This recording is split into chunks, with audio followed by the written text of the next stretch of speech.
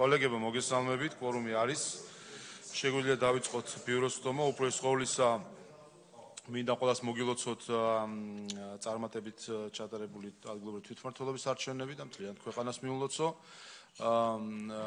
მნიშვნელოვანი არის, რომ საარჩევნო ციკლი ამით დასრულდა შარშან პარლამენტის არჩევნებით, შემდეგ პრეზიდენტის არჩევით და წელს უკვე 4 ოქტომბერს თვითმმართველობის არჩევით, ამითი ყველა არჩევითი კონსტიტუციური ორგანოები დაკომპლექტებული არის და არის შესაძლებლობა, რომ შემდეგი 3 წელი ქვეყანა სრულად იყოს კონცენტრირებული იმ განვითარების გეგმებზე, რომელიც როგორც საპარლამენტო, ისე ადგილობრივი თვითმმართველობის არჩევნებისას წარდგენილი იქნა გამარჯვებული გუნდის მიერ.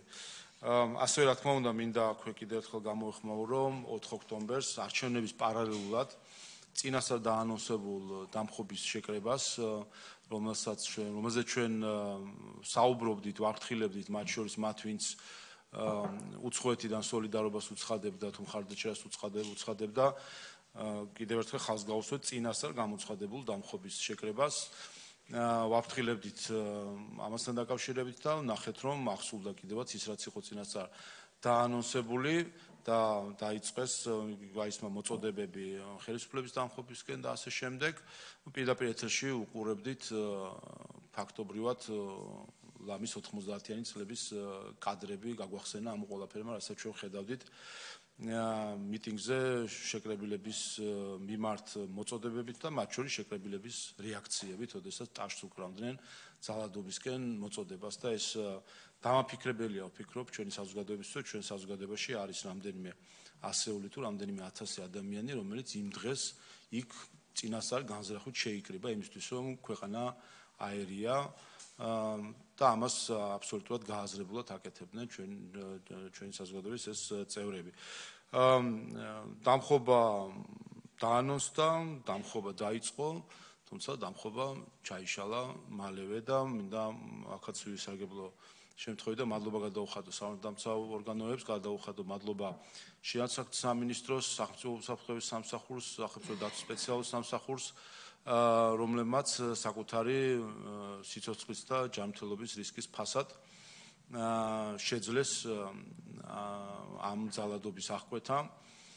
იცით, რომ დაზიანდა 25 პოლიციელი, მათგან 2 მძიმედ დაზიანდა და ჩვენ ნახეთ, რომ ის ჯგუფები, რომლებიც აანონსებდნენ ძალადობას, ამ ჯგუფების მედია მხარდამჭერი პლატფორმები, ონლაინ თუ ტელემედია და ამ ჯგუფების მხარდამჭერი უცხოური ჯგუფები არც ერთმა არც კი მოიკითხა ამ პოლიციელების მდგომარეობა, რაც ასევე მიუთითებს იმ გულციუ დამოკიდებულებაზე, რომელიც არსებობს ჩვენი საზოგადოების მშვიდობიანი განვითარების მიმართ ზოგიერთ ჯგუფებში.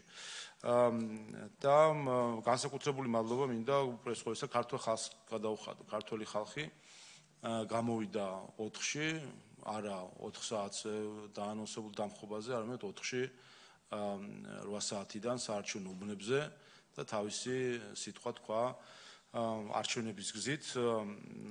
ამ შემთხვევაში, როგორც ქართული ოცნების წარმომადგენელი, მიხარია, რომ ჩვენ ფაქტობრივად გავიმეორეთ საპარლამენტო არჩევნების შედეგები მხარდაჭერის მხრივ 1,100,000-ზე მეტმა მოქალაქემ ქართულ ოცნებას დაუჭირა მხარი და ამით თვითმმართველობის არჩევნებზე გავიმეორეთ საპარლამენტო არჩევნების შედეგი. შეგახსენებთ, რომ ეს უფრო მაღალი შედეგია, ვიდრე 2021 წლის თვითმმართველობის არჩევნების შედეგი ქონდა ქართულ ოცნებას, რომელიც მაშინ რეფერენდუმად იყო გამოცხადებული და თითქმის საპარლამენტო ხასიათი მიეცა. ამიტომ მე მინდა მადლობა გადაუხადო უპირველეს ყოვლისა თითოეულ მოქალაქეს, ვინც 4-ში მივიდა საარჩევნო უბნებზე და თავისი პოლიტიკური პრეფერენცია დააფიქსირა, განურჩევლად იმისა, რომელი პარტიის მხარდამჭერები არიან და რა თქმა უნდა განსაკუთრებული მადლობა მინდა ასევე გადაუხადო ქართული ოცნების მხარდამჭერ მოქალაქეებს, რომლებმაც კიდევ ერთხელ გაამყარეს ის დემოკრატიული მანდატი, რომელიც ხელისუფლებას აქვს და ამითი გაამყარეს ასევე რწმენა იმის, რომ სწორად და ჩვენი ქვეყნის ეროვნული ინტერესების შესაბამისად მოქმედებთ.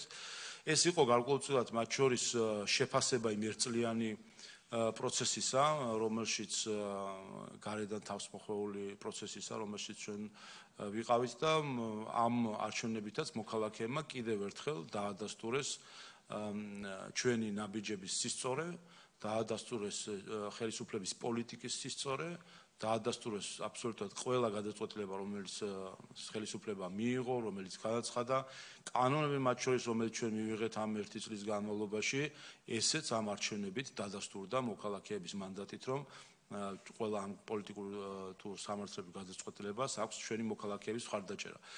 ესე არის დემოკრატია, ხალხის სიტყვა არის მთავარი და ძალაუფლება მოდის ხალხიდან და ხალხმა ამ ერთწლიანი საარჩევნო ციკლით მისი ძალაუფლების მანდატი გადასცა მოქმედ ხელისუფლებას, რომელსაც კიდევ ერთხელ ახლა შემდეგი 3 წლის განმავლობაში არჩევნებისგან ხელოვნური სპეკულაციების მიცემის შესაძლებლობის გარეშე გვექნება როგორც საპარლამენტო, ისე აღმასრულებელი ხელისუფლების ფორმატში ვიმუშაოთ ჩვენი ქვეყნის საკეთილ დღეს. და ამ მხრივ ჩვენ ვანახლებთ უკვე საპარლამენტო საქმიანობასაც და ჩვენ მიმდინარე კვირას გვექნება სესია, აქედან ვიტყვი რომ 2 სხდომა დაგვჭირდება, ხვალით რომ დასვენების დღე არის, ამიტომ არ იქნება პლენარული სხდომა. ხუთშაბათი და პარასკევი დაგვჭირდება, ვინაიდან მათ შორის არის დაჩქარებული კანონპროექტები და კომიტეტები ამასობაში ისედაც აქტიური იყავით შუალედში საარჩევნო განრიგის მიუხედავად და მაგრამ კიდევ ერთხელ ახლა უკვე შეგვიძლია სრული რეჟიმით გადავიდეთ ჩვენ საპარლამენტო საქმიანობაზე, როგორც კომიტეტების, ისე პლენარული სხდომის მხრივ. მათ შორის ჩვენ გვაქვს 3 წელი იმისთვის, რომ დიდი საკანონმდებლო პაკეტები, რომელიც ზოგი ასე ვთქვათ რიგში იყო უკვე და პროექტები არსებობს და მათ შორის ახალი პროექტები, ამას მიუძღვნა ჩვენ 3 წელი მნიშვნელოვან საკანონმდებლო რეფორმებს, მათ შორის კანონმდებლობის დახვეწას, კოდიფიცირებას, რომელიც ასევე ჩვენი ერთ-ერთი მიზანი იყო იმისთვის, რომ სხვადასხვა კანონების გაერთიანება მოხდეს, სადაც შესაძლებელი არის და ამითი უფრო ცხადი გახდეს ჩვენი საკანონმდებლო ბაზა. ასე რომ ყველას წარმატებულ საპარლამენტო ცხოვრებას ვუსურვებ და გადავდივარ მაშინ დღის წესრიგზე ბიუროსი. ესე იგი, განსახილველ საკითხებში გახლავთ განათლების ხარისხის განვითარების შესახებ კანონშეცვლილება პირველი მოსმენით, მესამე საკითხად საავტორო მომიჯნავე შესახებ კანონშეცვლილება პირველი მოსმენით, მეოთხე საკითხად დიზაინის შესახებ კანონშეცვლილება პირველი მოსმენით, მერვე საკითხად კორუფციის წინააღმდეგ ბრძოლის შესახებ კანონშეცვლილება პირველი მოსმენით და მეცხრე საკითხი გახლავთ სახელმწიფო აუდიტის სამსახურის 2024 წლის საქმიანობის ანგარიშის განხილვა. რაც შეეხება ახალ საკანონმდებლო ინიციატივებს. პირველი გახლავთ სივრცის დაგეგმარების არქიტექტურული და სამშობლო საქმიანობის კოდექსის ცვლილების შეტანის შესახებ. ეკონომიკური პოლიტიკის კომიტეტი, წამყვანი კომიტეტის სტატუსით გამარტივებული წესით განხილვა მოთხოვნილი და გთხოვთ ამაზე. კი ბატონო, გამარტივებული წესით რომ დაუჭიროთ ხარი, მადლობა. შემდეგი საქართველოს ადმინისტრაციულ სამართლებრივათა კოდექსის ცვლილება. წამყვანი ურძილო საკითხთა კომიტეტი ეკონომიკური პოლიტიკის და საფინანსო სავალდებულო დასკვნისთვის. კი ბატონო. მთავრობის ინიციატივა. კი ბატონო, შემდეგი ადგილობრივი მოსაკრებლების შესახებ კანონშეცვლილება. გამარტივებული წესით განხილვა აქაც ეკონომიკური პოლიტიკის კომიტეტი. კი ბატონო, გთხოვთ აქაც ხარდაჭერას გამარტივებულ პროცესზე. ადმინისტრაციულ საპროცესო კოდექსის ცვლილება. დაჩქარებული წესით განხილვა აქ მოთხოვნილი იურიდიულ საკითხთა კომიტეტი, წამყვანი კომიტეტის სტატუსით გთხოვთ. გთხოვთ დაჩქარებულზე მხარდაჭერას, მადლობა. საგადასახადო კოდექსის ცვლილება. ეს ჩვეულებრივი წესით იხილება საფინანსო საბიუჯეტო წამყვანი თავდაცვითი საფრთხეების კომიტეტის სავალდებულო დასკვნისთვის. ბატონო, შემდეგი გახლავთ სისხლძარღვთა საპროცესო კოდექსის ცვლილება, პაკეტი. ეს პაკეტია, აქაც იურიდიული კომიტეტი, წამყვანი კომიტეტის სტატუსით დაჩქარებული წესით განხილვა და გთხოვთ მიიღოთ გადაწყვეტილება. აქაც ხარდაჭერას დაჩქარებულ პროექტზე, მადლობა. საკონსტიტუციო სასამართლოს შესახებ კანონშეცვლილების პაკეტი. აქაც პაკეტი გახლავთ იურიდიული წამყვანი კომიტეტის სტატუსით, აქაც დაჩქარებული წესით განხილვა. აქაც გთხოვთ ხარდაჭერას დაჩქარებულზე, მადლობა. სისხლის სამართლის კოდექსის ცვლილება. ესეც პაკეტი გახლავთ, აქაც წამყვანი იურიდიულ საკითხთა კომიტეტი დაჩქარებული წესით განხილვა, აქაც მოთხოვნილი. აქაც გთხოვთ ხარდაჭერას, მადლობა. ადგილობრივი თვითმმართველობის კოდექსის ცვლილება. რეგიონული პოლიტიკის კომიტეტი დაჩქარებული წამყვანი კომიტეტის სტატუსით, აქაც დაჩქარებული წესით განხილვა მოთხოვნილი. მადლობთ, აქაც გქონდ ხარდაჭერას. მადლობა. რაც ყველა შეეხება დაჩქარებულ და გამარტივებულზე ათვლები იწყება ბიუროს შემდეგ მომენტიდან, ანუ დღეიდან რო იცოდეთ. კი ბატონო. კი ბატონო და კომიტეტებს თხოვთ შესაბამისად რომ ჩანიშნოთ სხდომები, როცა 4 შაბათს უკვე პირველი მოსმენით განვიხილოთ. რაც შეეხება საორგანიზაციო საკითხებს, დასამტკიცებელი გვაქვს მეგობრობის ჯგუფებთან დაკავშირებით. ზაალ მიქელაძის წარდგენა რამდენიმე მეგობრობის ჯგუფში და დავით მათიკაშვილის ასევე გაწევრიანება რამდენიმე მეგობრობის ჯგუფში და გთხოვთ ამასაც რომ გენ შევყაროთ. ასევე კენსაყრელი გახლავთ იურიდიულ საკითხთა კომიტეტის თავმჯდომარის მომართვა ადმინისტრაციულ სამართლებრივთა კოდექსში ცვლილების პროექტის განხილვის ვადის 30 დღის გაძლიერებასთან დაკავშირებით. გთხოვთ ხარდაჭერას. მადლობა. დანარჩენი საკითხები არის ცნობად მისაღები ნიკოლოზ სამხარაძის ანგარიში ასიანი საპარლამენტო ასამბლეაში მონაწილეობასთან დაკავშირებით, ასევე პრეზიდენტის ადმინისტრაციის მიერ წარმოადგენილი საქართველოს პრეზიდენტის წარდგინებით ენერგეტიკისა და წყალმომარაგების მარეგულირებული ეროვნული კომისიის წევრის თანამდებობაზე ასარჩევად საქართველოს მთავრობის მიერ წარდგენილი გიორგი ფრუიძის კანდიდატურის ეკონომიკური პოლიტიკის კომიტეტის წარდგენის შესახებ და გადაეცემა ეკონომიკური პოლიტიკის კომიტეტს. გაერთიანებული ერების ორგანიზაციის უნივერსალური პერიოდული მიმოხილვის ანგარიშის პროექტი. მთავრობამ წარმოადგინა ადამიანის უფლებათა დაცვის კომიტეტის წამყვანი კომიტეტის სტატუსით საგარეო ურთიერთობების სავალდებულო დასკვნის.